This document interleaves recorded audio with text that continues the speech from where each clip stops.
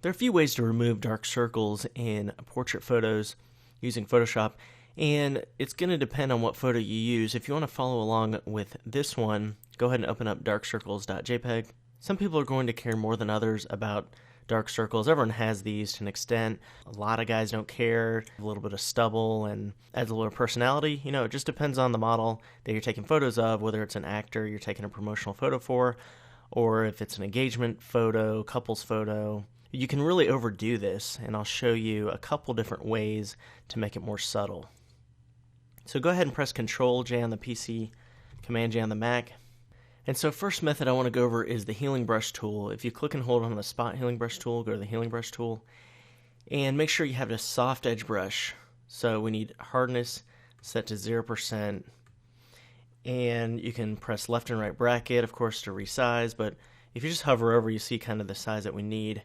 So hold down Alt on the PC or Option on the Mac to set an area to sample from, and then click and drag over like so, and then it gets rid of it. You can see the before over here and the after over here.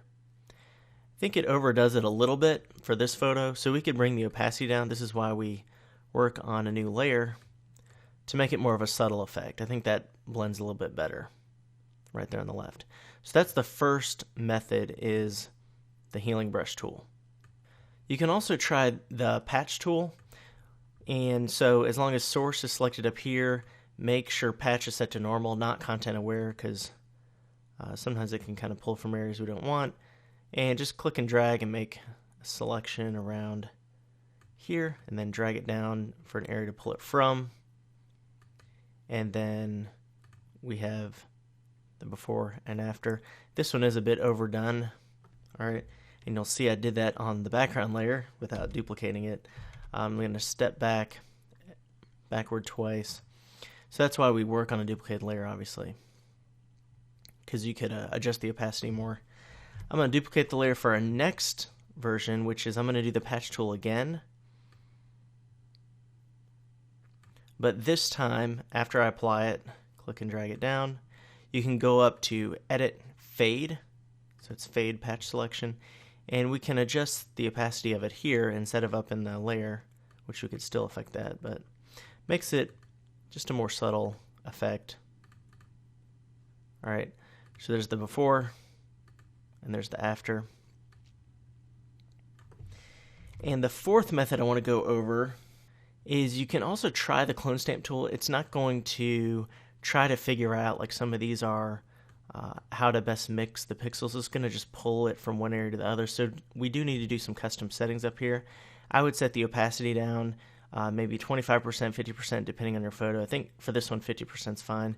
And then adjust it to one of the blending modes. So I'm gonna set it to lighten for this one, and then I'm gonna Alt click here, and then click and drag up here, and it's very subtle. All right, before, after. Keep some of the texture underneath, and it is pulling from here. If we didn't have that lighten effect or that opacity down, I don't think it would work as well, because you're pulling at a different shadow area and different skin tones than right up there. So if we wanted to do the other one, just Alt click and drag, and there we go.